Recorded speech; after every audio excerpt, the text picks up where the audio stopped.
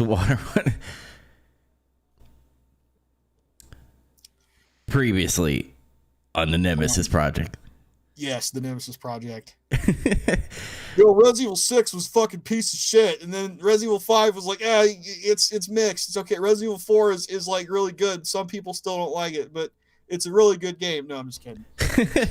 And Resident Evil Village was number one for me, but we'll get to that later.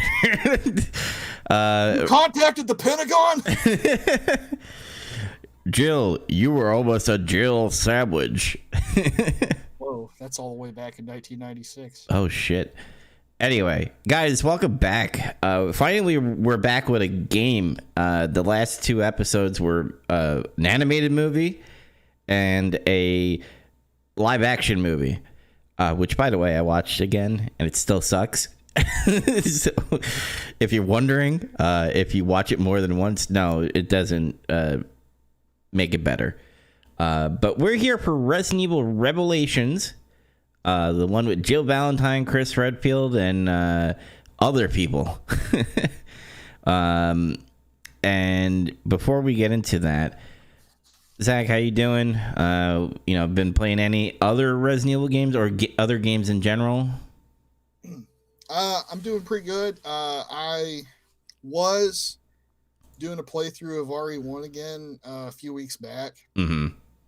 Just to kind of, it was the 25th anniversary of Resident Evil 1 or whatever. So I was doing that and then kind of stopped halfway through because I satisfied myself what little I played of it. I was like, okay, I got other shit I got to play. And I've been like on Big Trouble. I've been saying I've been playing Final Fantasy 4 some, and I'm also playing Tekken 3 on the side in like little spurts. Nice. And that's kind of been me. And Windjammers 2 just came out, and I played around with that a little bit too. Windjammers 2 is amazing. And if you are on my Joe Dubs 35 channel, I had the second episode of X Dubs, which is my Xbox exclusive show. And I, on the whim, just said, hey, I'm just going to play like a set. And then I decided to play this guy, lost the first round, and then came back and won the whole damn thing. That's right. I almost did like a RVD kind of thing. I'm the whole damn show. But anyway, we're going to get into some Resident Evil, guys. If you like this channel, and I know you guys have been watching this, the Nemesis Project, out of all our podcasts, is the most popular one. Because one, Resident Evil is an amazing franchise. And also our books episode is probably the best because there's not a lot of books podcast or YouTube channel besides audiobooks where people are reading it. So we're getting a lot of traction on that. But if you do love our game videos or our movie videos, make sure you like and subscribe on YouTube. And also follow all the podcast audio stuff. So let's get into the intro part of our podcast here where we talk about the development of Resident Evil Revelations. So what I found out is that there is a game designer. I'm going to fuck up his name. Koshi Nakahashi. Yeah, he worked on Resident Evil 5. And he worked on this game, and I was watching all the like game developer diaries for this game because apparently they did that back in the day. I wish more companies would still do that. They kind of do it in blog format now, and everybody has their own podcast now, like all the Destiny 2 podcasts or that game podcast, whatever. Yeah. But they were explaining that, this was coming off of Resident Evil 4 and 5. And, obviously 4 is a masterpiece to most Resident Evil fans. So, people love that game. And then we got Resident Evil 5, and then we're just like, what is this? This is not what Resident Evil 4 was like at all. And it's all goofy and stuff. And then they wanted to ground it so that it would be back to its kind of roots, but still be action-y, which they do tackle really well, in my opinion. To me, these games are like kind of like the beta and alpha versions of what we're getting today. as far as the Resident Evil 2 remake and Resident Evil 3 remake, is because they have that over the shoulder thing. Obviously Resident Evil 2 and 3 remake are better I think compared to this, because you got to keep in mind they were building this for the Nintendo 3DS, and because they were just like, well, why did we keep it in one area on a handheld while we could just release this on PC, PlayStation 4 and Xbox? And eventually they did do that. And that, I mean, obviously I played mine on PC. So I bought the 3DS version. I played it for a little bit.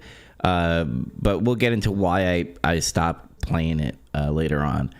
But that's what I read about developer wise. And the marketing was, here's this episodic Resident Evil game in your hands kind of thing. That's what they were shooting for. But what'd you have for development wise? I had a further note about Nakanishi here, that he later directed Resident Evil 7 after, I guess, this game. I guess he didn't do Revelations 2 either. Because there's no other notes about anything he's done. He maybe moved on to other Capcom projects in the time gap between those two games.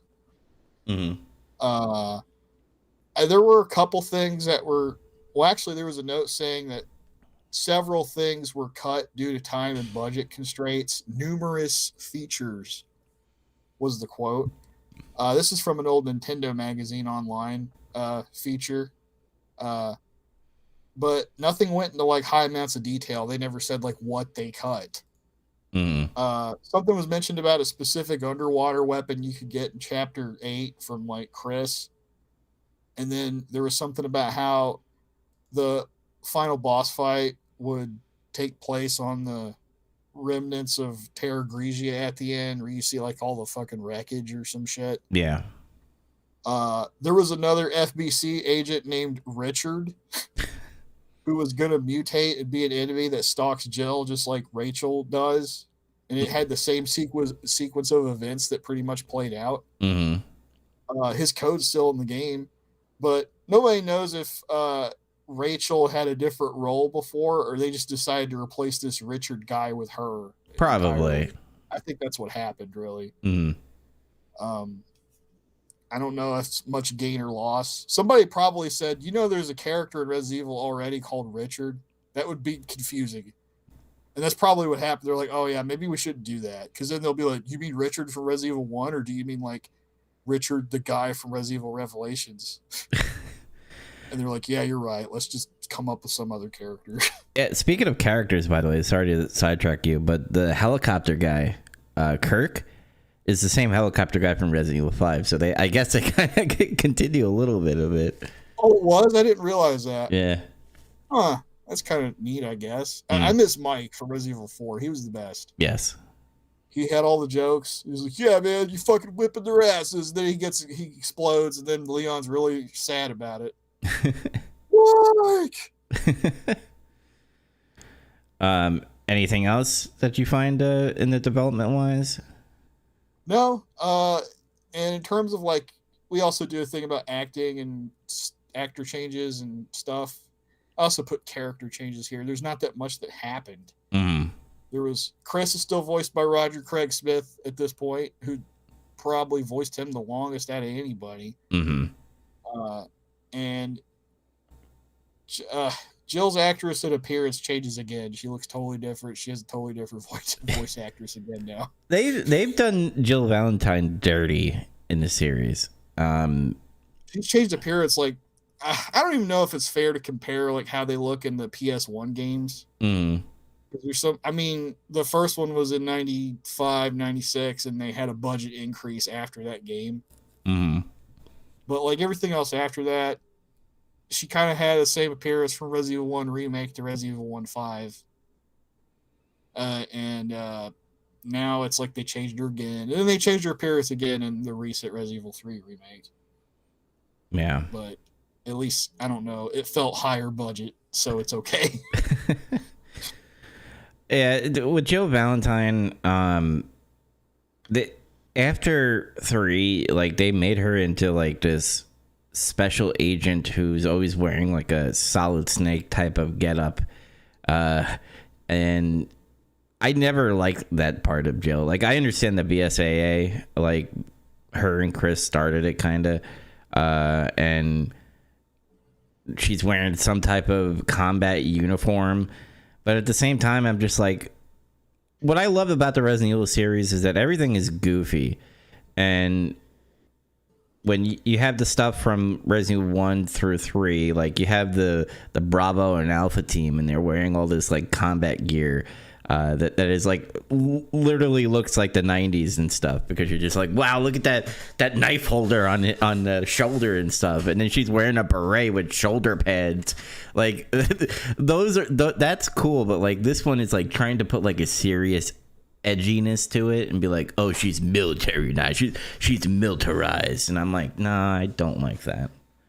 Well, I don't really mind her outfits or anything, because well, the one she's wearing like on land, like when they're on the beach scanning those fucking flesh things, the vagina monsters. Yeah, whatever the fuck that is. She's basically wearing the same outfit she did in RE5 when you do the Lost in Nightmares thing. Minus the hat that time. Yeah. But yeah, when she's on the boat and stuff, she's wearing like a wetsuit, which it's fucking raining and they're on the ocean. That makes sense. Somebody else's wetsuit doesn't make any sense at all. But whatever. I don't really mind the outfits as much. Yeah, at first they were real anime, like in the early games. Felt very anime-ish in design. Yeah, some of the characters in this game are very anime-ish. Like the one lady looks like a Nazi soldier, like with the like pilot getup that like what a Nazi would wear. What's her name? Shit. Jessica. No, it's the other one. Nobody. The one with Parker. That's Jessica. You sure it's Jessica? Yeah, that's just in a flashback, and her appearance is like just totally different there. Oh, okay. I thought those shorter hair. It's colored different, and yeah, she's wearing totally different clothes. It's kind of weird. Yeah. She's also not the same. She doesn't have the same personality there either. Yeah. I have things to say about Jessica when we get to this story. But did we want to move to the meaty flesh of the show? Sure, the gameplay design discussion. I want to tackle this right away. What was the point of the biometer thing, like the scanner? Like, what was it? Like, I get what they were trying to do with the 3DS. I'm pretty sure that that device would look, seem reasonable as far as what they're scanning. But I hated that I had to scan it, or you didn't have to, but if you want to know more about like the enemies and stuff, you would have to scan like every piece of sample that went to like pudding after you killed them, because they all turned to pudding. Even the dogs in the game, they went to like they melted and shit. That's one thing that I just didn't like about the game, is that feature. What'd you think about it? The Genesis scanner, yeah, it's like this really clunky thing where you stop all momentum and you just like search the environment for like either the enemy corpses you just kill. Sometimes you have to do that to like advance a plot or find like a key item. It's very rare that happens. That only happens like a few times. But every other time you do it is going to be to fill up the percentage meter up top when you scan enemies, and when you do that, you get another health tablet, a heal, and you can find them in the game, but now you get extra ones if you want to obsessively scan enemies all the time.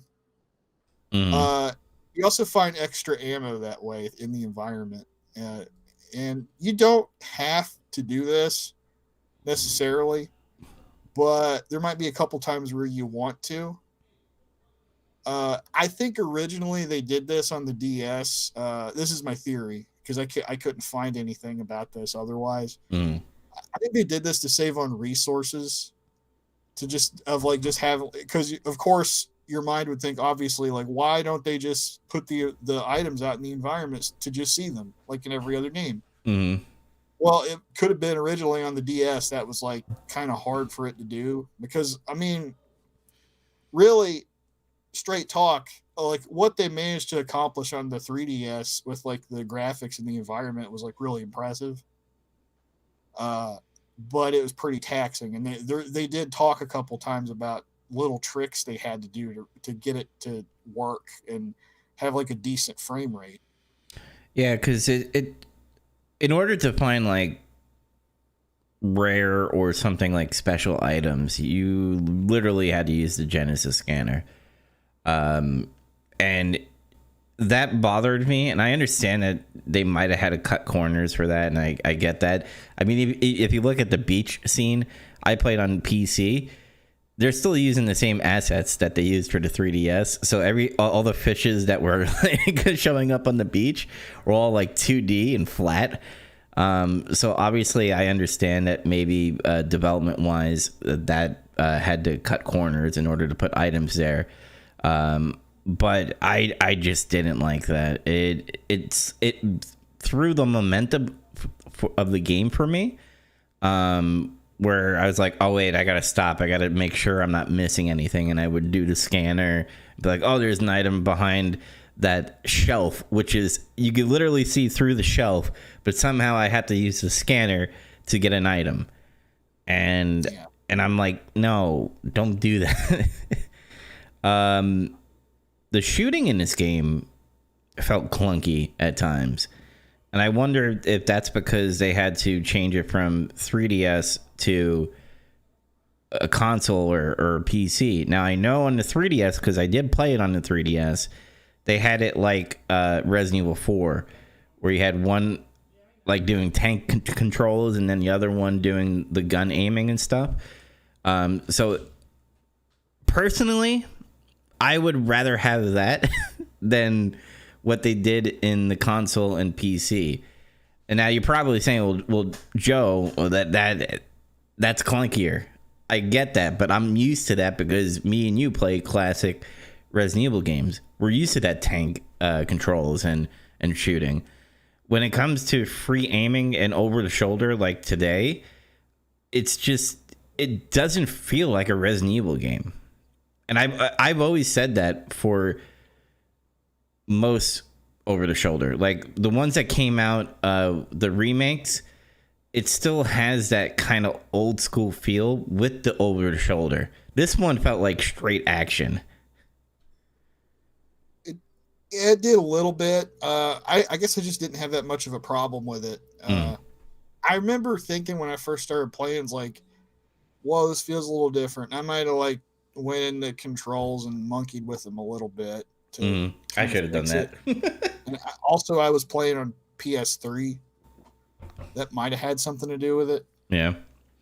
But I didn't really have any other issues with the controls. I mean, hey, you can move and shoot and reload it very slowly while you're aiming, but you can do it. A lot of people have complained about that since this series started. Why can't you move and shoot? Like, I don't know. Like now that they did it, nobody cares. Nobody fucking cares about that when they put it in a game. Mm-hmm. I'll tackle this as well, and I'm trying to get all the negatives out of it. There's the positives, kind of balance it out a little bit. I don't know what it is about the early 2000s or like 2010 area where everything had to be episodic. That's the one thing I hate about gaming. When Metal Gear started doing that with the episodic thing, where it's like, oh, end of episode, and then you get credits, and then you go to the next episode. I don't understand why. Why was that so appealing to people when it comes to games like that? Why couldn't it just be one whole game? Like, why does it have to feel like a show like Lost, where it's like previously on Lost or previously on Resident Evil Revelations? Why? Well, I think, and you're talking about Metal Gear Solid 4 when you say that, right? Well, I'm thinking about Peace Walker and I didn't play Peace Walker. and Metal Gear Solid 5. Well, did 5 do that? I don't Yeah. remember. I just don't fucking remember that at all for some reason. But I didn't play Peace Walker, but I could probably say to some extent on Peace Walker they probably did that. So just like on this game too originally, you could play the game in more manageable bite-sized pieces because it's for a handheld. Mm-hmm. You know, you're they're thinking about people that are like, in the case of Japan, these are Japanese games. You're talking about people that get on the fucking train and go to work, and maybe I got like 15 minutes to do a mission before I go home. Mm-hmm. And that's what this is here. In that case of, I guess, Metal Gear Solid 4, I think that was a technical thing. Where you know how it's like, oh, they load one big chapter, and it's like, hang on, take a break while you watch Snakes smoke a cigarette. It's got to load all this shit. Yeah, I will give a little leeway to Metal Gear Solid 4 because at least with Metal Gear Solid 4, you got acts instead of episodes. So like you do like Act 1, and I forgot the title, like Old Snake, or Act 2, like Sundown, or Solid Sun. Yeah. So I kind of forgive it a little bit on that because I understand with the PS3, like the Hideo Kojima loves to like literally put the console to the limit. And in order to have that huge ass game on that console, was putting the, Snake smoking a cigarette and be like, hey, you need to go out and get a drink of water. Like it was giving you health tips while you were playing the game. And I'm okay with that, but I'm not okay with when you have a menu screen like Peace Walker, or even Resident Evil 5 when you're doing like these chapter things, like, and Resident Evil 4 started it, kind of.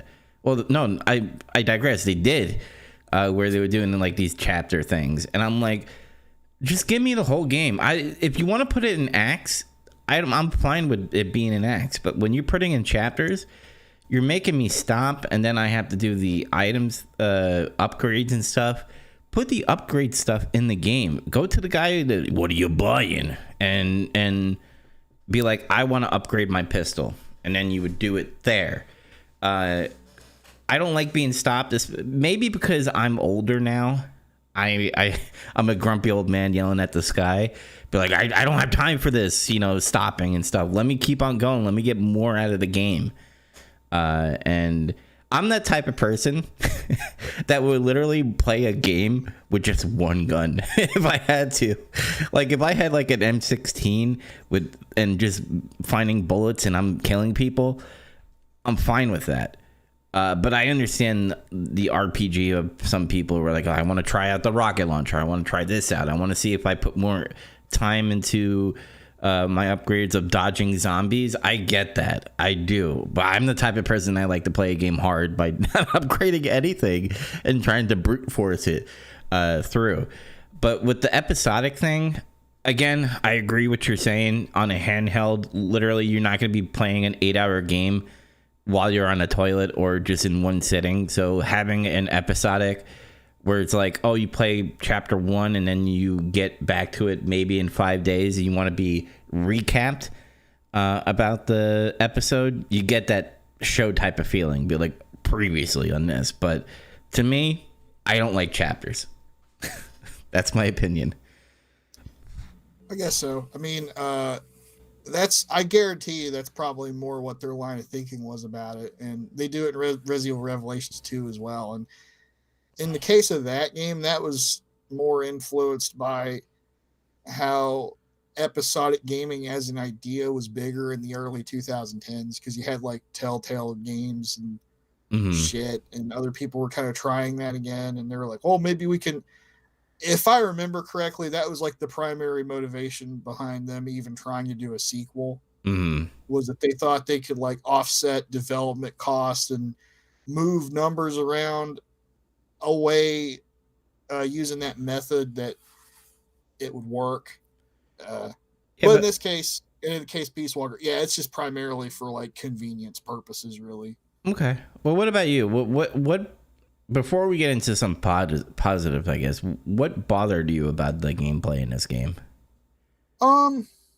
There's like a few things. Like it's not all negative or anything. I wouldn't even necessarily say there's a lot of negative. There's just a few things. Mm. Like we talked about the Genesis Skater. That was already kind of like a bigger thing. That thing also reminded me of like Detective Vision and like the Arkham games.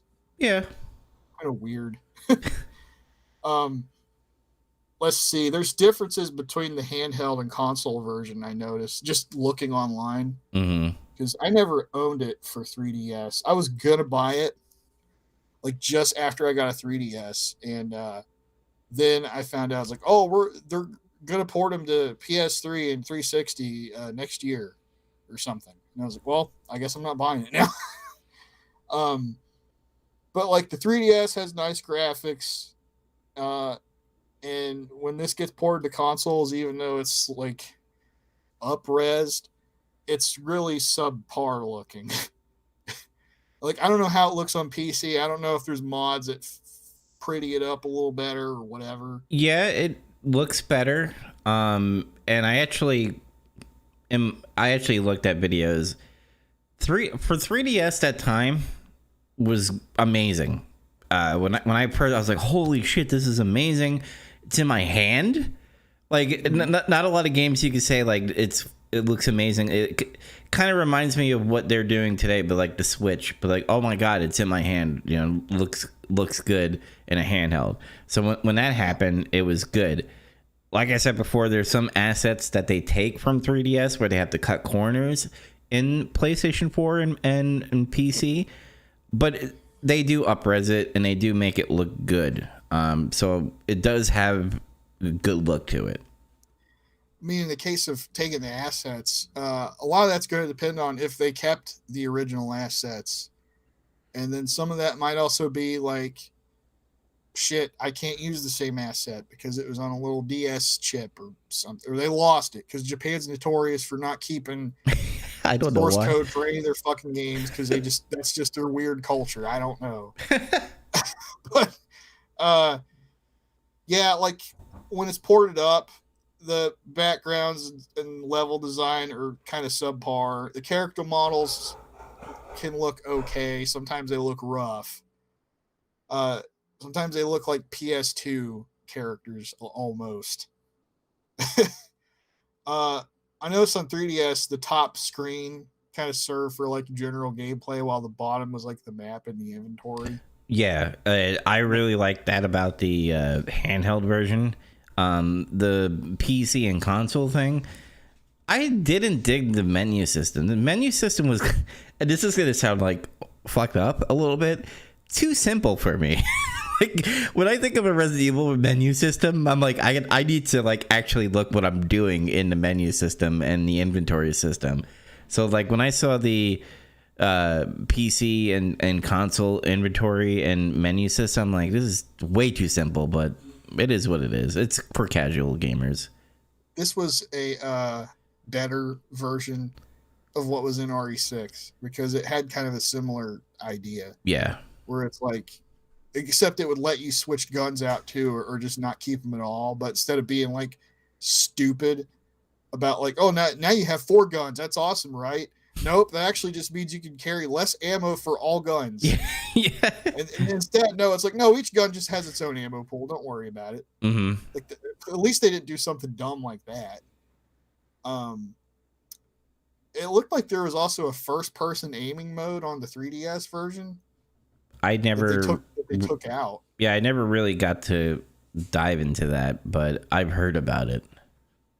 Yeah, like honestly, after I was doing some research just to make sure it covered all our bases on this, I was like, I kind of wanted to try the 3DS game after reading about some of these differences and stuff. Console version also has Abyss difficulty, which is just really fucking hard. I guess. And, raid mode characters, extra raid mode characters that the handheld version didn't have. Mm-hmm. That's cool. Let's see, we kind of covered the over the shoulder perspective. slower pace with slower enemies to fight usually. I have to ask you this question. Is this the first Resident Evil game that we actually see swimming? Because If you want to get technical, no, because that's Resident Evil 4. Remember when you get knocked off the boat in the lake from the Delago? Yeah, but it's like swim, and you have to like hit A and swim really fast. Technically, all right. Let me rephrase that. Was there any Resident Evil game where you're pretty much deep diving into the water? Because Revelations does that, and I was like, "Whoa, this kind of feels like a Tomb Raider kind of feel to it." Like I'm bringing back Metal Gear Solid 2, where you have to like go through the shell when it's underwater. Kind of has that feeling to it, and I was like, that's kind of different. I like when Capcom takes something old and brings the survival horror, but adds new elements to it. And if you think about it, being underwater with these monsters is a new element of horror in a Resident Evil game.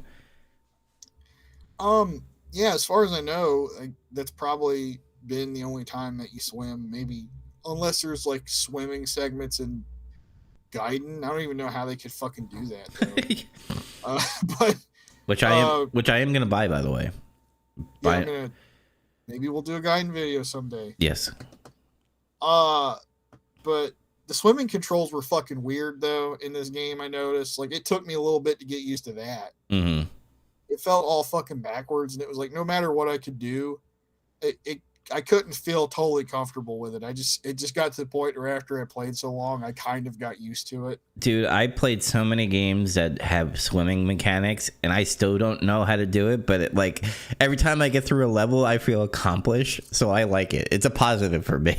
At least I'll say this for Tomb Raider games, at least newer ones. Actually, even the old ones do it fine. The swimming controls are always fine in those games. Mm-hmm. So talk to those people. They know how to make a character swim in water. Yes. Let's see. So I feel like somewhere in this game they kind of strike the ground between pre RE4 and post RE4 in terms of like the atmosphere and the gameplay. Mm-hmm. Somewhere it's like they're trying to hit that medium, and they kind of hit it. Yeah. The dodge mechanic is kind of dodgy. It doesn't work all the time. It's kind of like Resident Evil 3, except it doesn't feel as awesome when you do it in Resident Evil 3. I gotta ask you this: the first part where Jill wakes up in the bed in the ship, and like that monster's in the room. How many times did you have to do that? Once. Fuck, man! It literally took me 30 tries. Because I didn't know what the fuck to do. I guess I just remembered. It was all. Okay, because I went into the bathroom. I got the screwdriver. I'm like, oh fuck, screwdriver. All I just need to do is do the control panel and stuff. And this monster comes, and I'm like, all right, I just need to quickly do the control panel and get the fuck out. No. I didn't know that you have to like dodge and trick him to like put his head through the TV. Yeah, somehow I remembered. Oh yeah, he's supposed to like fucking hit the TV. Mm-hmm. But whatever, it's kind of silly. Yeah. Let's see. Gun customization was cool. Yes. You can like. They're carrying that over from like RE4 and 5. Mm-hmm. This time you get little parts. It's like they're kits, and they do different things. You can shoot faster. You can charge a shot. You can have more bullets. Sometimes there's burst. Mm-hmm. All kinds of different stuff. That's one positive. The episode thing we kind of discussed already. You switch characters too. You don't just play as Jill with Parker. You also play as Chris with Jessica. And then you play as Keith with Quint. By the way, underrated characters. I love them even though they're so stupid. You're kind of silly. But yeah. I was like, this is the goofiness of Capcom that I like, where they have these two characters. You're like, man, I was just sitting on the desk and I was put into this like snow level. And I'm like, I like this. It was a nice touch. It was comedic. which by the way, story wise, I forgot which person got it like a promotion, and then the other guy's like, "Nah, I don't want a promotion. I'll just keep on doing like R&D work." I think it was Keith got a promotion. Yeah. I fucking like forgot that they survived it. And for some reason in my head, all this time after I finished the game, I thought they died. Mm-hmm. I was like, "Oh, they lived." Okay, like I could have sworn they died. It was it's the explosion. Like every time you see the explosion, you're like, "Oh, those are the characters that we know less about. They're dead," but no, they're alive. A Mandela effect there. Mm-hmm. When you play as Jill, game progresses kind of more in a traditional RE sense a little bit. Yes. It's less actiony. It's more like you're trying to figure out where the fuck to go and what the fuck to do. Well, and there's some puzzles, even if they're kind of boneheaded. yeah. Well, what I like about in the beginning of the game is like you're put on this ship, and you're just like you're dealing with this terrorist organization, and you're just like, what's happening? Why are these silent? That's a little jab right here for Capcom. These monsters, these new ones that we see, kind of look like Silent Hill-ish to me, compared to a Resident Evil, because they look like snot monsters and stuff that have like chainsaw for arms, and they just look very Silent Hill-ish because they look more demons than actual mutations. Yeah. I didn't think about that. That's a good point. Like I never really thought about it that way.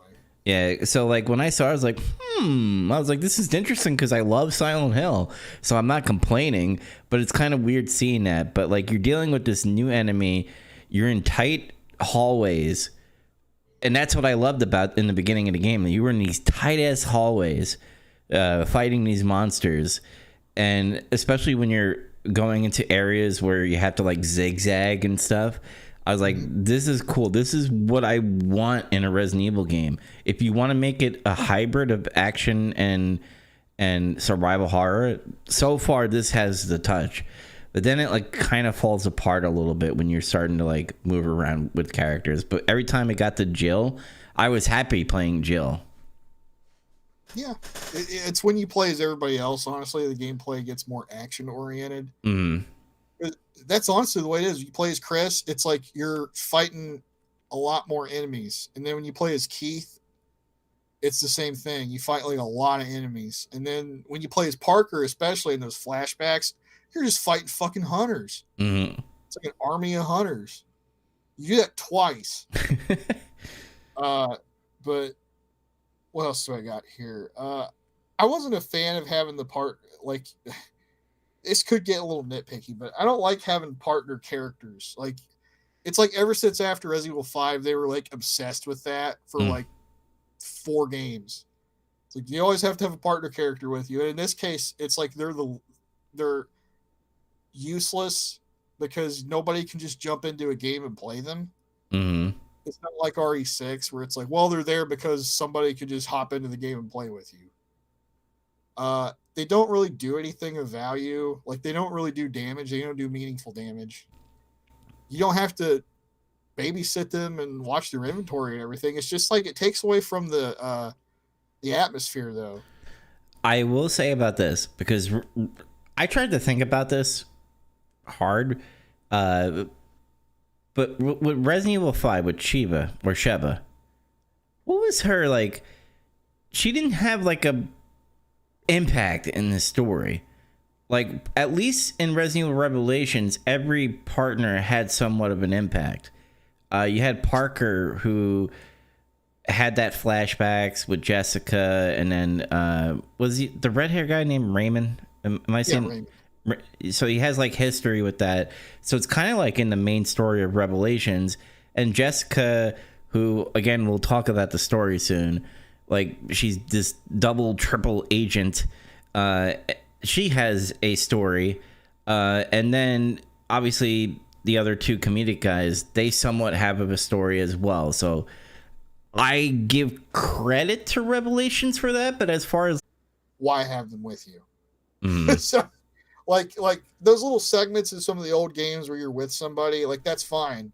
And honestly, in Jill's game, you do get split up more usually, and it's okay when that happens.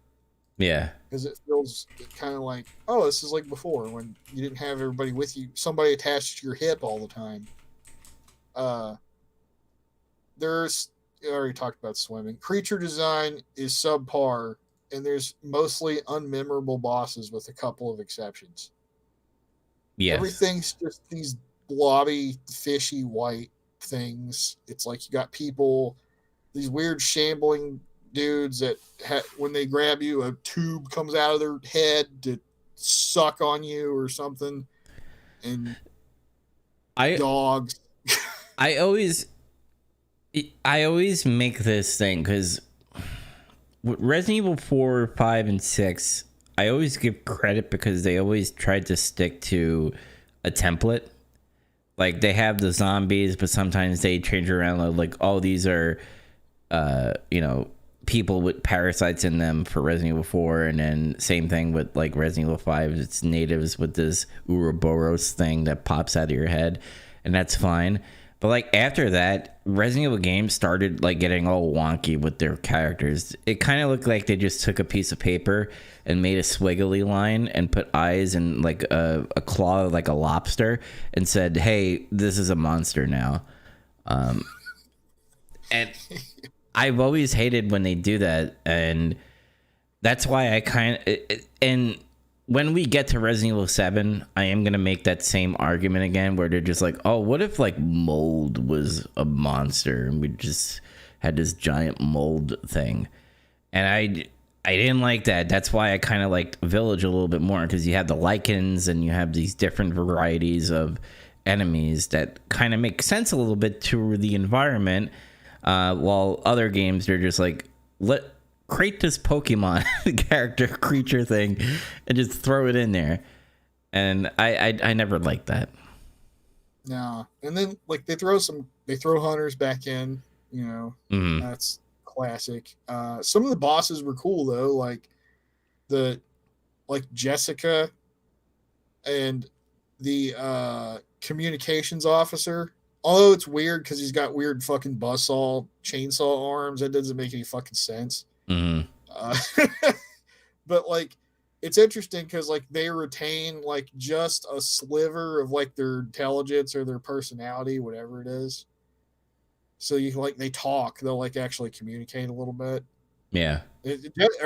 Rachel especially is, like, kind of creepy because you hear her, like, crying and shit. And you're like, where's that coming from? Because there's a spot where, like, she's chasing you. You have to fight her off, and then she runs away when you do enough damage to her. Mm-hmm. And then, like, you keep progressing, and then, like, she'll try to attack you again. And you basically just have to listen to her sobbing or laughing at you or shit. It's kind of cool. The tyrant is ridiculous in this game. What is that? Like, it's Jack Norman as a tyrant, except he can, like, teleport? He can create illusions. Yeah. There's a fake one and a real one. He uses the after image technique. I thought about this because I'm like, he's literally doing a move like a Street Fighter move, like a Dalsum teleportation before he, like, he punches you or something. And his power level has increased. His spirit energy grew. Yeah, and I was like, this is Tyrant if he had, like, alien powers. Like, his face opens up and, like, light comes out of it, and I'm like, what the fuck is going on here? I give him credit because I was like, wow, that's a big motherfucker. And, he's doing this teleportation thing. It's new. It's definitely new, but it's not Resident Evil. Like, it's an M. Bison Shadowloo tyrant. A virus wouldn't do this unless it's an alien virus. Hey, he's been underwater, trapped in that boat for a fucking year, taking viruses. So that was the result. It was a slow burn. It was like when you smoke a turkey or something. I just love, like, again, we'll get into the story, but the plot is, like, he still thinks he's working for that. I forget that guy's name. The guy with the beard, the main villain guy. I have his name down here. Lansdale.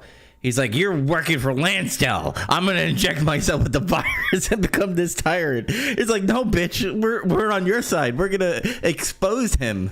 And he's like, nah, I'm gonna kill you. It was too late. Yeah. So that's all. That's all my gameplay design notes I got, really. Yeah. So I guess we could move on to the story. I know you want to tackle this. I'm gonna quickly give my opinion on the story. Story's okay. I like that there is a common villain, which is Lansdale, and he's kind of being like this politician guy, like, oh, the FBC is amazing and stuff. And I want to like point out the outrage of like, oh, there's hunters or there's like BOWs in the city. The only thing we could do is just destroy it with our satellite thing and then destroy the city and kill all the people. And they're just like, we did our job. We did a success. We killed the BOWs. It was the Raccoon City incident all over again. Yeah, they had to nuke it.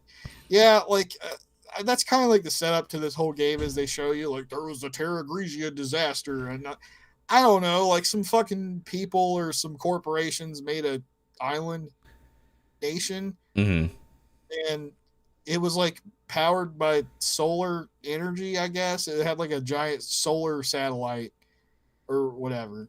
And then through government chicanery or whatever, they orchestrated this BOW attack, and then they destroyed the city with the satellite. It was all part of the plan, and we go from there. This is where like, and just that setup is like kind of crazy. But like, let's see, the story starts. Jill and Parker are ordered by their commander in the BSA, Clive O'Brien, to search for Chris and his partner Jessica, who've gone missing on a mission, which leads them to a cruise liner where you spend most of the game, the Queen Zenobia.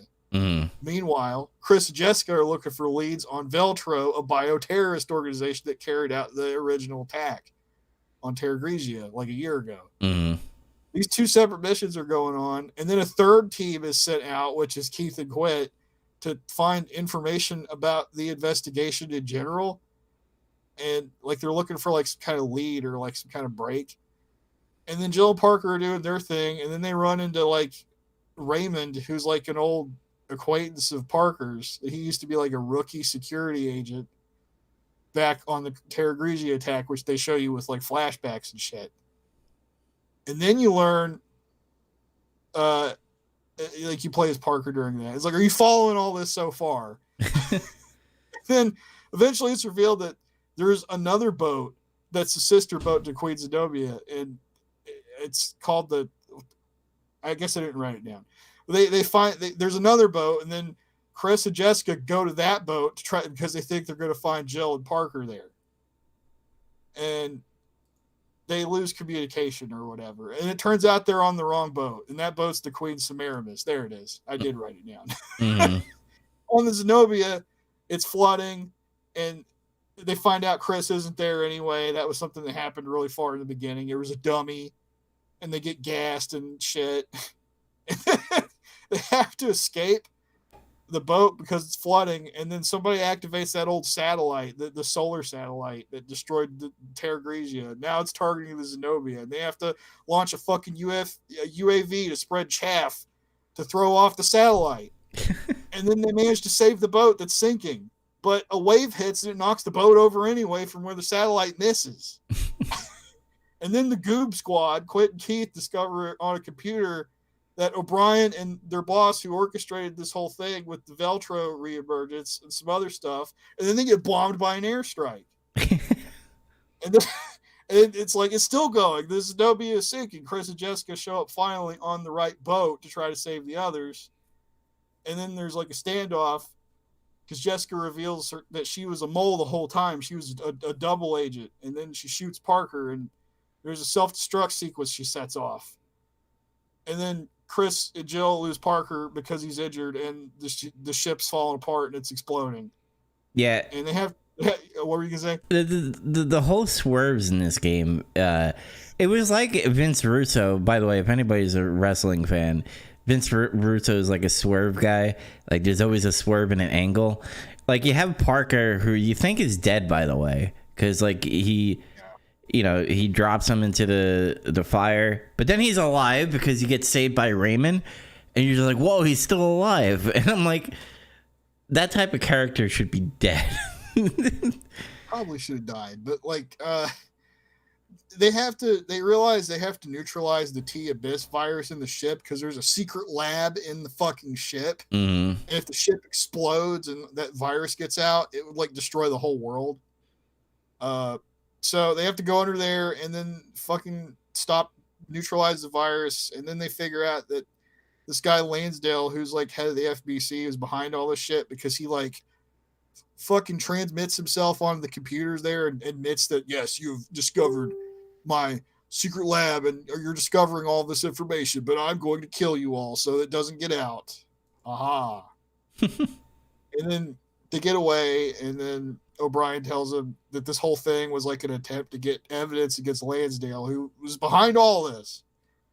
And then, but there's a third ship, a secret third ship, the Queen Dido, which was there that day, that fateful day when Terra Grigia was attacked, but it sank. It got sank because of incriminating evidence, and now they have to go to the other boat. Yeah. But Lansdale comes in, he arrests O'Brien because he's like fucking trying to get him in trouble. Mm-hmm. Like a fall guy. Chris Jill go to the Dido, and they find it's pretty much abandoned. Somehow it's like sunk under the sea, but like there's still parts of it that you can like get in that are dry. Mm-hmm.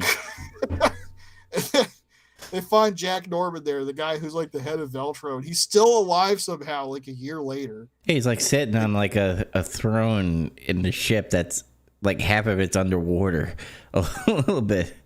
Like they don't explain that at all. I guess when you take T Abyss virus, you don't need to eat. I don't know, but they try to tell him like, no, we're here to get Lansdale, and he's like, I've been waiting here too long. Fuck it. And then he takes more T Abyss, and then he turns into a tyrant, and they fight him. And when he dies, he's like, here's this PDA, here's this here's a Palm Pilot from 2004. It'll tell you everything. Blah, and he dies. Well, he kind of drops it, and then Jill picks it up, and then he's like, nah, bitch, I'm going to fight you. And then he like hits the virus in him. Yeah. But somehow, like, they get that info out from there, even though it's like 2004 or 5, and that's like impossible. Mm-hmm. O'Brien gets released, Lansdale is arrested, the FBC is dissolved. Huzzah! And at the end of it all, it shows Parker was saved by Raven. He survived the explosion. Somehow Raven fucking dragged his ass to a beach or some shit. And then another swerve. I'm pretty sure you're getting to it. But there's like a scene with Raymond and fucking Jessica, and they were triple agents for Tricell. I guess it was they didn't specifically say it was Tricell. Mm-hmm. I'm guessing it's Tricell. Yeah, like, yeah, that was something that, because that's the end of the game, actually. Mm. It shows O'Brien quits because he's taking responsibility for what happened. Quit Keith survived the carpet bombing somehow. Mm-hmm. Chris and Jill go to the Spencer estate again, like in the Lost in Nightmares DLC. It shows them that's what happens. And this is the post-credit sequence where like Jessica's in a cafe, and then Raymond shows up, and he's got the T Abyss virus. He gives her the sample, and then she's like, "Why'd you save Parker?" And he's like, "I had my reasons." And that's it. Yeah. That's all. And I'm like, that's the ending? Please, can you tell me this? Is Parker in Revelations 2? No. He never shows up again. None of these fucking characters ever show up again. Oh my god. Except in raid mode, if you want to get technical.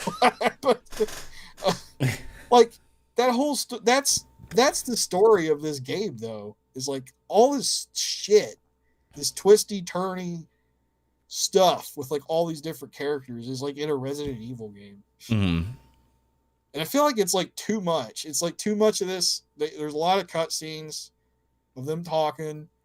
And then like they go to the office, they're at the BSA office, and they're all talking there, and there's a lot of talking about what we're going to do and what we have to do. Mm-hmm. And it's, to me, it's too much tell in this game. Not enough show. but people like being talked at, I guess. I don't know. People love To me, it's too much. people love exposition. I'm okay with it, but there has to be a good amount. It has to be done well. To me, it was just so pedestrian. Mm-hmm. It's not even like people like to bitch about, oh, Metal Gear, they tell you a bunch of stupid bullshit on Kodak, but it's like interesting bullshit. Yeah. For me, like this isn't as interesting. Like the whole mystery they set up is like who's behind all this, and then when you learn who's behind it all, it's like not really. The game's still not over for a little while. It takes a little bit to get there. My argument, and I know this is Metal Gear, but like when they do the Kodak thing, like you always think like what the characters are actually thinking about what's happening in the story, and you kind of get that side dialogue compared to like a cutscene, because the cutscene is pretty much, you know, the main story. It's giving you the whole thing, and then the Kodaks are just kind of expositionist, but it's also kind of being like, Colonel, why am I here, and all that stuff, and it's like he's questioning things. It kind of, Fox, yeah. Colonel, that ninja was Gray Fox. Deep Throat, gross. About it. Yeah, the story is a doozy. It's crazy. It kind of reminds me of early Marvel in a way. Well, maybe that's what they were trying to like get at a little bit, but like, oh, we're gonna do all this crazy shit and then have like a post-credit scene. It's like really twisty, turdy. I wouldn't say labyrinthine necessarily, but it doesn't justify it. Mm. There's just not enough going on. It's like let's try to have like a story that will justify this whole previously on Resident Evil Revelations, almost like they're trying to do a TV show. Yeah. But it wasn't. It was kind of like not quite hitting the mark for me. Mm. I guess that's what I'm trying to say about the story. The story's kind of blah. They try really hard to do it this one way, and it doesn't really work because Resident Evil stories are best when they're kind of understated, and there's more like there's more interaction between the characters sparingly. Like instead of always giving you that interaction constantly, it's better when it only happens in like these brief spurts. Mm-hmm. It's like it's almost like a reward. Like like how it used to be a reward when you would see the CGI cutscene or something. Yeah. Yeah, the interaction, like, and they even do that right in some of these newer games, like in RE8. It's like there's not a lot of talking. There's only talking when you're able to get there to that point. It's just, and you get to see it happen. Mm-hmm. But yeah, unless you got something else to say, that's all I got to say about the story. No, you nailed it well. I gave my point somewhere. I was just like, what is happening here? What is all this? Yeah. Just all I was. It's funny because the first time I played this game, I had because I wrote a review for this game back when I played it the first time, and I think it was dated for 2013 or something. Mm-hmm. And like I read my review, and I had a lot more of a positive like vibe in my review about it, even saying the story was good and stuff. And I don't really feel that way about it now necessarily. Not that it's bad. It's just kind of like they really, really tried hard to do it in this one way, and it didn't really work. Yeah. I always give the thing of like they were trying to like cater to old school Resident Evil gamers in a way, and after coming off of 5 and 6, or at least 5, and they're just like, all right, here's a game that's kind of still actiony, but it still has the survival horror. And maybe that's why it was like, oh, this is a breath of fresh air again, because we're getting what we, want is a survival horror. But then it's like, nah, it has that survival horror as far as the hallways and the limited ammo, but at the same time, it's still very Resident Evil 5-esque, in my opinion. I had that in my review, actually, that I was going on a little bit about how it's like, man, compared to RE5 and 6, this is like they threw me a turkey leg or something. Mm-hmm. And I was so happy to have that at the time. And yeah, I had some blinders on, you can say. Yeah. But let's get into some bonus modes. I guess the only bonus mode is raid, right? Yeah.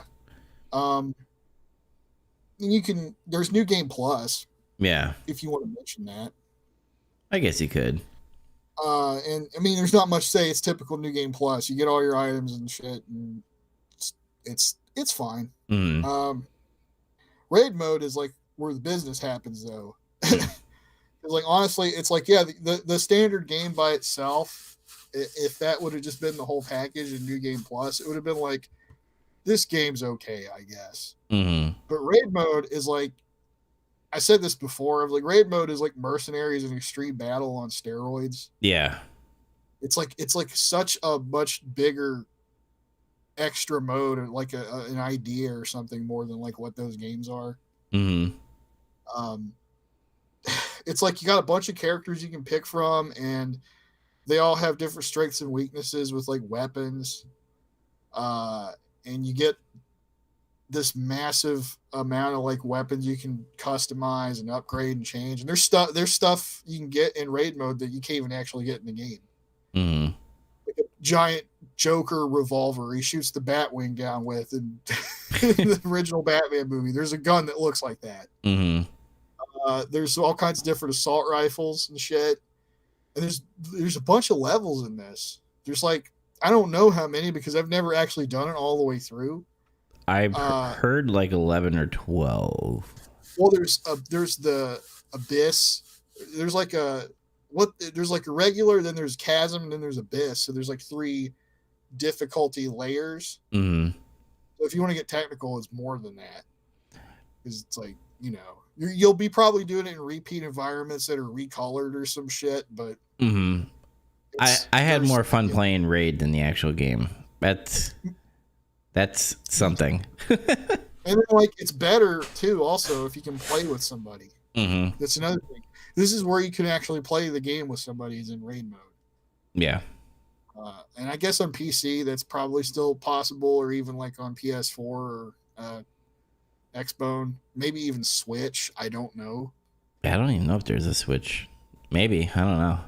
There's a Switch version. I just don't know if there's co-op in it or whatever. Yeah. But like that helps too when you can play with friends. It's more fun. Mm. If this game didn't have raid mode, it would be poorer for it. Yeah.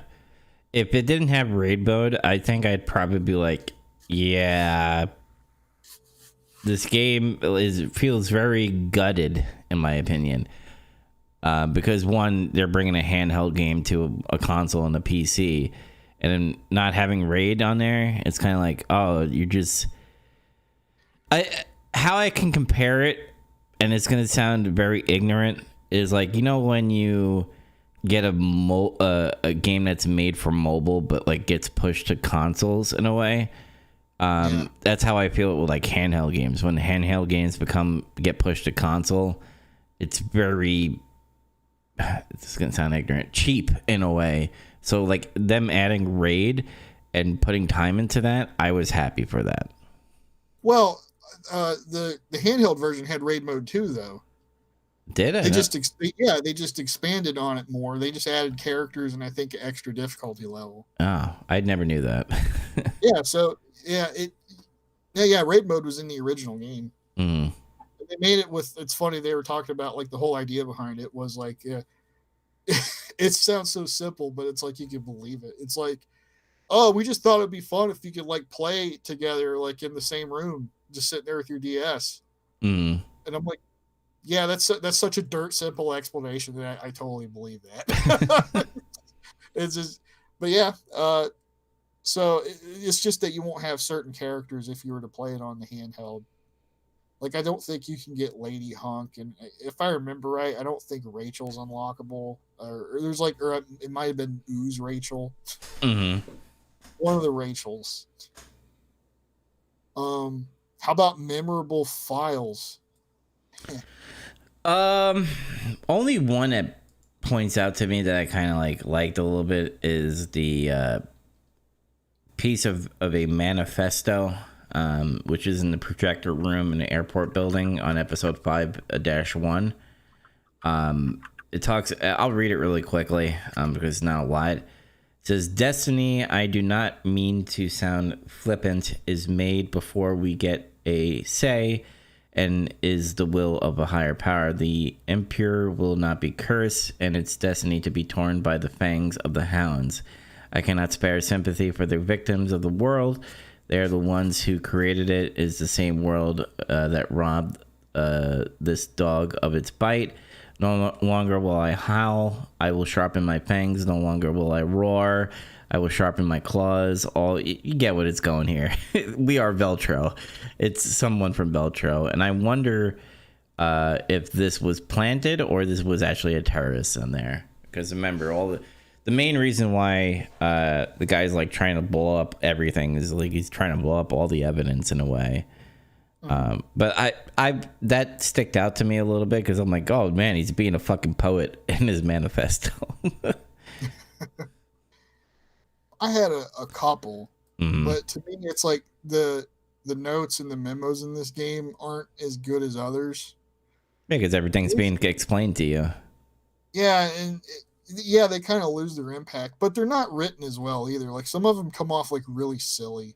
Like, okay, here these are like, this will show like what I mean. I've got two examples here. One is note left in front of the emergency comm room, and it says, "This is crap. The ship is crawling with freaks and monsters. I'm going to the promenade because at least I can find food there. Anyone who's still alive can meet me up there. You know where to find me. I'm not going out like that. I can promise you that. Hope I'm not the only survivor. Your friendly neighborhood comms officer." Like, what the fuck's that? That's it's like this. That reminds me of like when people make like those different zombie movies or shows, and they do like a cutesy pie fucking smart ass take on it. Well, being in a zombie apocalypse kind of sucks, right? And like that's kind of like what it comes off like. I'm like, what the fuck is this? This dude really? He's stuck on a boat with fucking monsters. That's his reaction. I thought about this because of all the exposition that happens in this game. It's kind of like the developers like, oh shit, we forgot to put documents in this game, and they just started like making weird stuff and just putting in it as documents. It's like he was more irritated about this situation than like worried. Yeah. And then like, here's his journal, like for when he's just like, you know, locked up in that promenade. He's like, day one, I made the right decision coming here. I've got food and beverages that last me for a long time. I can still hear those things out there clawing on my door looking for prey. Too bad they ain't getting in here. I have no idea if anyone else is still alive. I know I'm going to make it through this all right. Day two. Shit! Those damn things got in through the air duct, but I put them all down before they could do any real damage. I've trained for this, and I trained hard. Hats off to me. Good thing I was up when it happened. No more deep sleeps for me. And then he's like, day three, after yesterday's surprise party, I haven't been able to sleep a wink. My nerves are frayed. I wish I wasn't the only one here. Pretty tired today. Don't feel well. I better not get sick. I shouldn't move. Need to conserve energy. Just hang in there. And he's like, I think this is day 4. I got a fever. I hope these monsters don't find me like this. I'm so out of it. Am I infected? Is it just a cold? There's a big lump on my head. It hurts. Wish I had someone to talk to. So alone. How many days is it? I found someone to talk to. So happy. He's very funny. Tells lots of jokes. Lots. They're funny. I laugh. Ellipses. Laugh. His face is too close. In my face. He thinks so too. No room to move. Had a fight. He wanted all the foods. Yes, he said foods. He was eating meat. Good. Tasty meat. I saw his face. Chewing. Eating. No meat for me. Looking tasty. His head looks tasty. Help. Can't move. Trapped. Not me. Me. Who is me? Help. Please help. Mayday. Mayday. Mayday. It's kind of It's kind of like they're trying to make their own itchy tasty, kind of. That's what that was. That was the 4 itchy tasty of this game. And it was like at first it's like doofy, smart ass note, and then it's like this one's actually kind of okay because it's a 4 itchy tasty tribute. I don't really mind it that it is. That's fine. I'm just like, you didn't need to have this smart ass snarky note that doesn't really, to me, it doesn't really match the tone of this diary. It's from the same character. Yeah. It's kind of weird. The rest of them, there's like a couple other ones where I was like, this is in the game. Like some of them are like kind of stupid, and then some of them are like really serious. It's just strange. Yeah. Usually we talk about personal stories about this game. I don't really have a personal story about this game. All I just remember is when I had my 3DS and I was like, oh shit, I played Resident Evil Deadly Silence. That was cool. Is Revelations gonna look cool? And I bought the game and I was like, oh, this is amazing.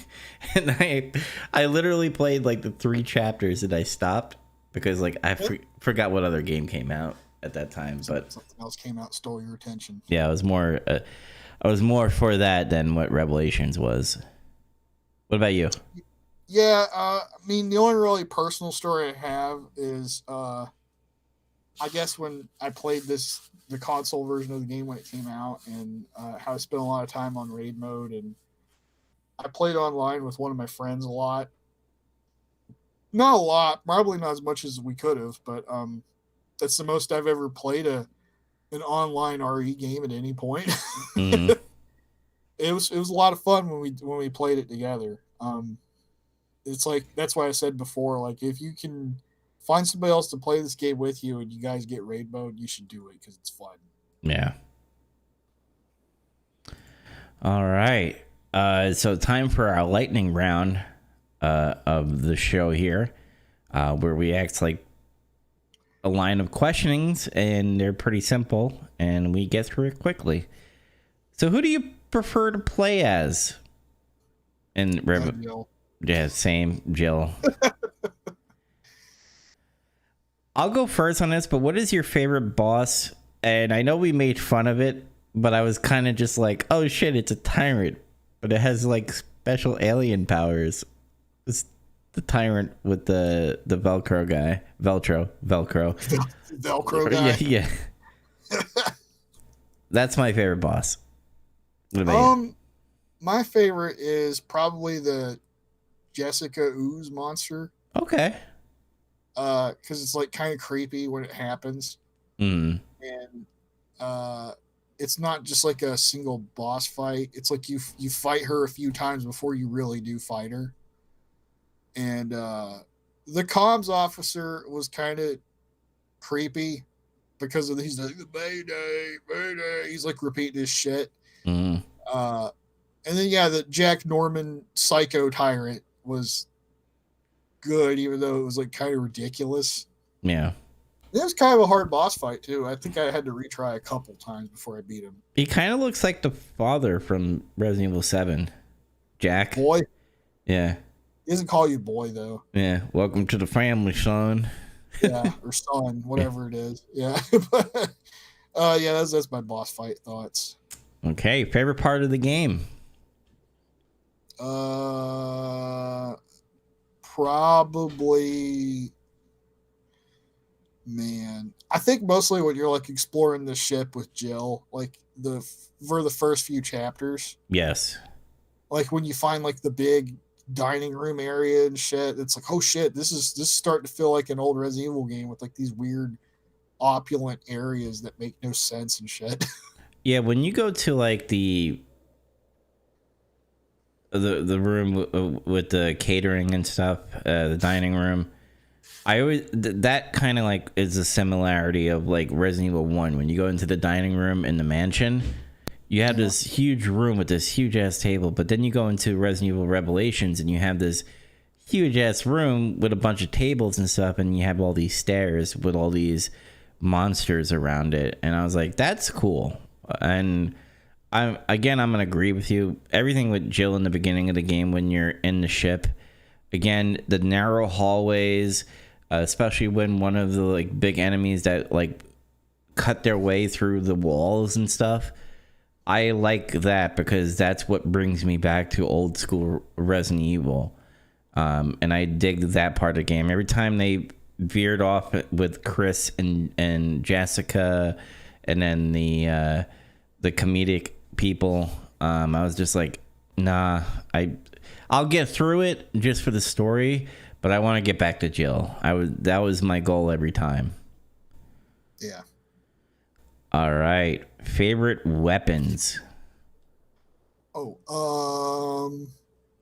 the machine guns in this game are pretty useful. Mm-hmm. They came in handy more, I feel like, in this game than in others where they have that kind of a weapon. Mm-hmm. Just because of the way a lot of the enemies are in this game, they're like kind of slower, and some of them are more bullet sponging than others. So even to the point where sometimes like a shotgun doesn't feel as useful as it is in other games. Yeah, the shotguns didn't have like a kick compared to the old games. I dig most of the handguns in this game. Like, I was very big on the Magnum Phantom and obviously the Jill Samurai Edge.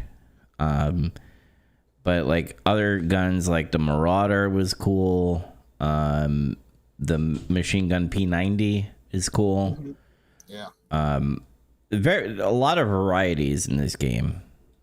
There's a wide variety of weapons compared to even like, I guess RE5 almost. There's more weapons in this game than that. Mm-hmm. Which is cool, especially when you play raid mode. There's like a bunch.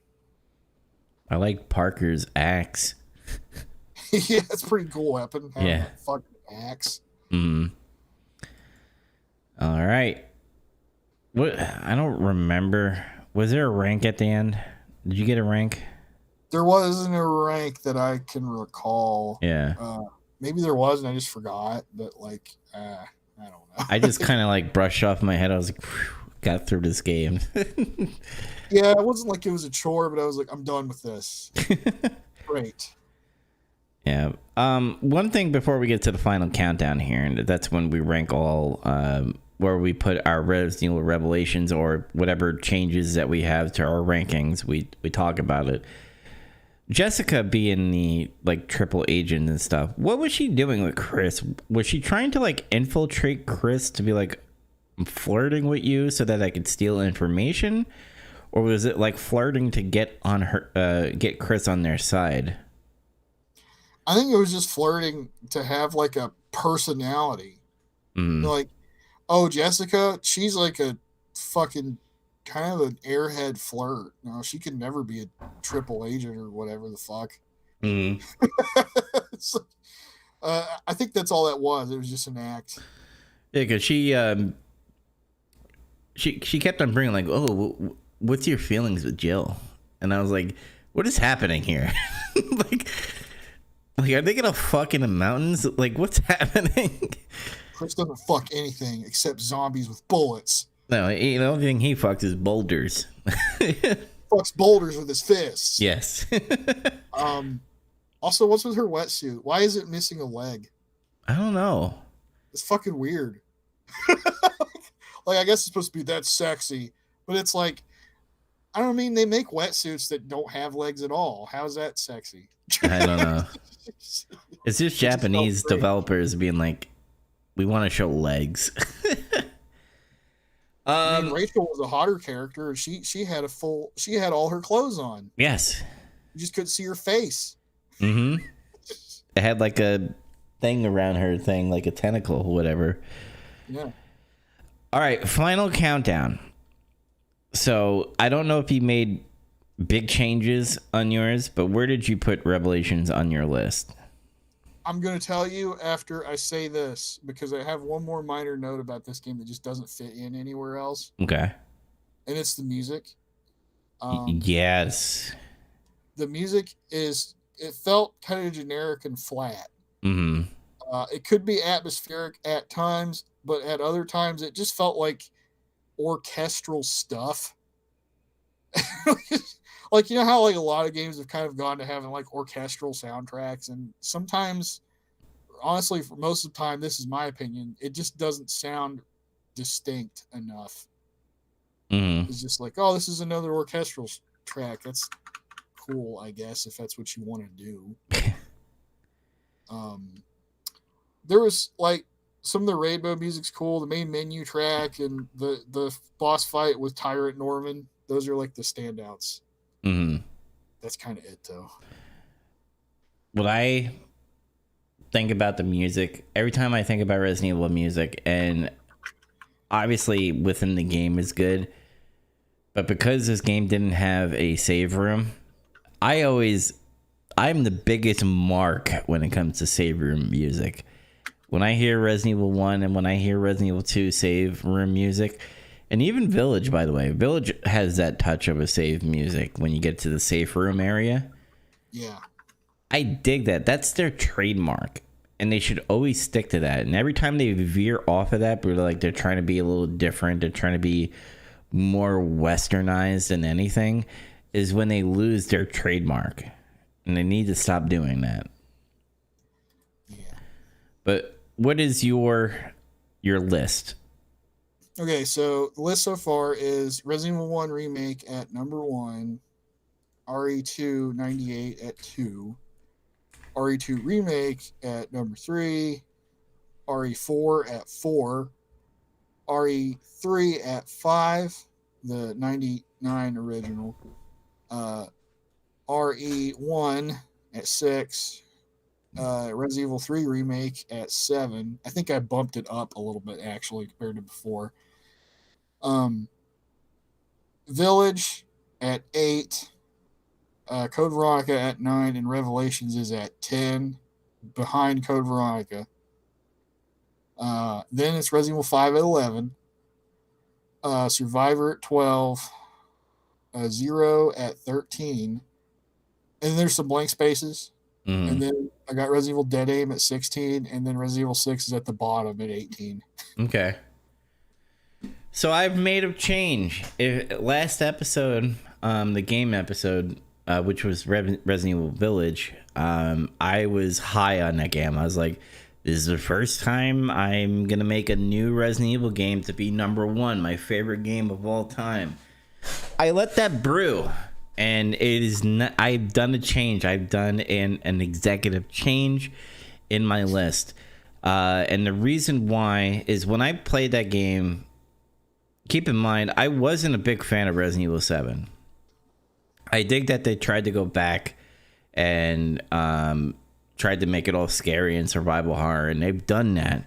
But there's a lot of problems with 7. So when I played 8, I was like, holy crap, this is awesome. Like, they fixed what I hate about 7 and made 8 great. And I was a fan of it. But I changed my mind, and based off of what you talked about, the story and stuff, where it's just like it's kind of wonky in a way, and with the Ethan character is kind of like, I get what they're trying to do, but Ethan is weird in my opinion now. So I've changed that. So I'm gonna go through my list here. At number 1, I'm putting back Resident Evil 3. That's my favorite game of all time, the original Resident Evil 3. Number 2, I have blank. Number 3, I have Resident Evil 2 Remake. Number 4, I have Resident Evil 2 1998. Number 5, I have Resident Evil 1. Number 6, I have Resident Evil 1 Remastered. Number 7, I have Resident Evil 3 Remake. At number 8, I have Resident Evil Code Veronica. At number 9 is where I put Resident Evil Village. So it's under all the old school pretty much, besides the remake and the Resident Evil 3 remake.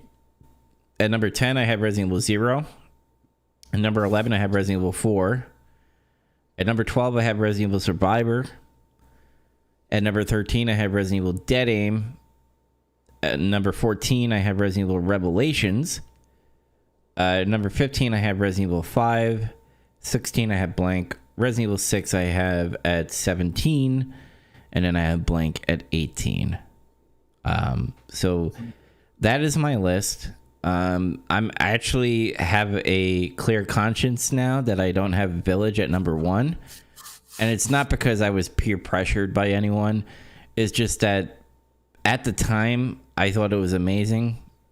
Keep in mind, we were through a pandemic where not a lot of games were coming out. Everything was being delayed.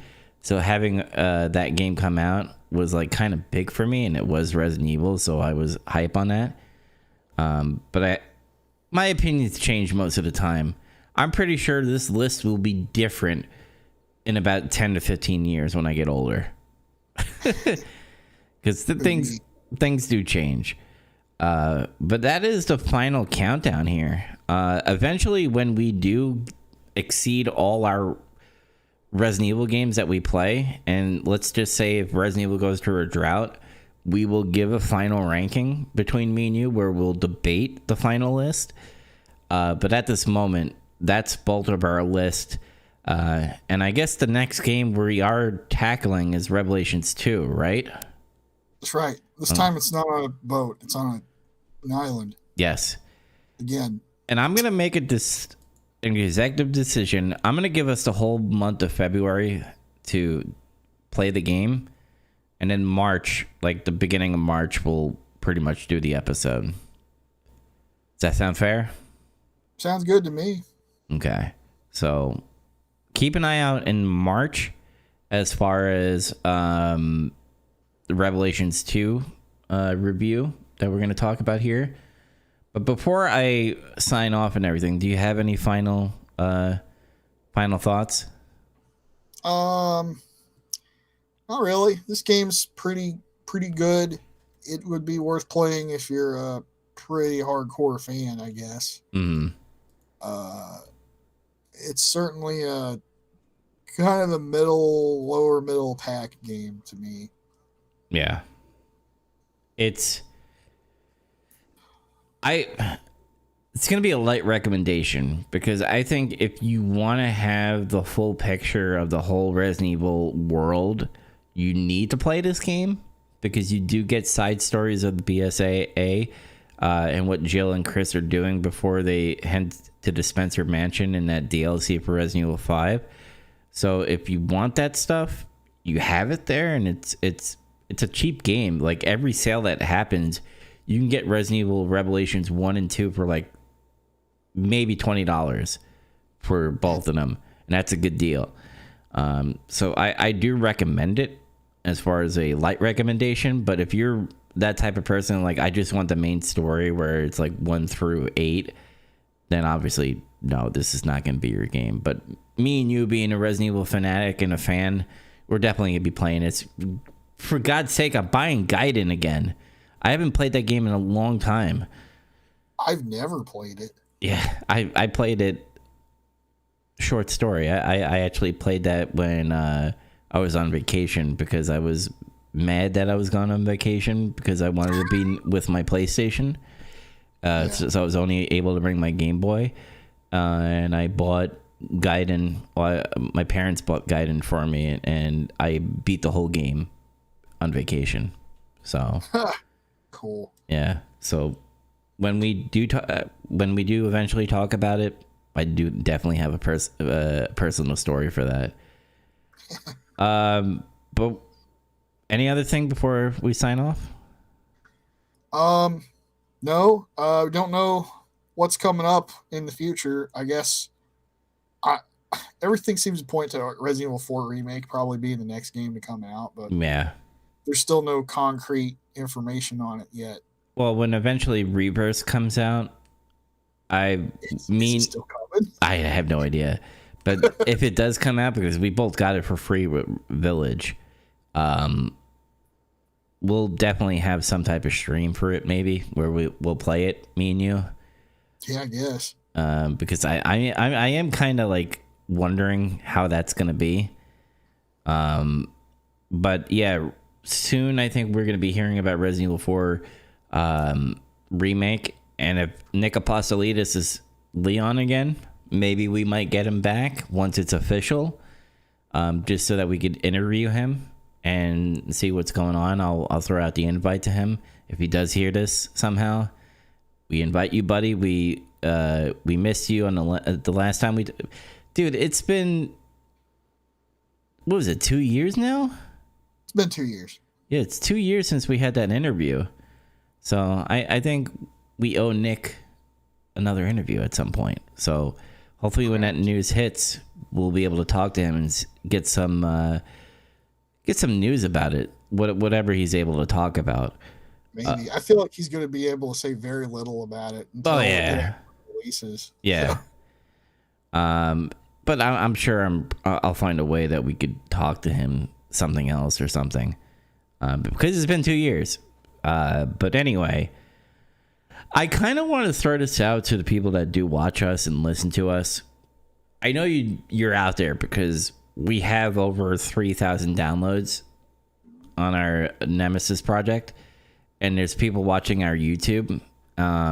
If you guys want to be part of the show in some way, or if you have any suggestions as far as what you want to see on the Nemesis project, please comment in YouTube or follow me on Twitter at JoeDubs35. And whether you want to DM me or whether you want to tweet me at JoeDubs35 and do the hashtag Nemesis project, I want to hear your opinions. I want to hear you what you think about our show. I want to hear about what you want to see on the channel as far as the Nemesis project, and also your opinions on Revelations as well. Do you agree with our assessment of Revelations? If you have a different assessment, we would love to hear that. And we will probably at some point, if you do respond, we'll say it in our next episode, whatever we're doing. We'll give you a shout out. But I think we'll sign it off here. If you want to catch more of Nemesis Project, obviously we're on YouTube. We're also on Spotify, Red Circle, Google Podcasts, Apple Podcasts. If you have Alexa, if you have anything that has a podcast feeder or whatever you listen on a podcast, just type in the Nemesis Project. We are there.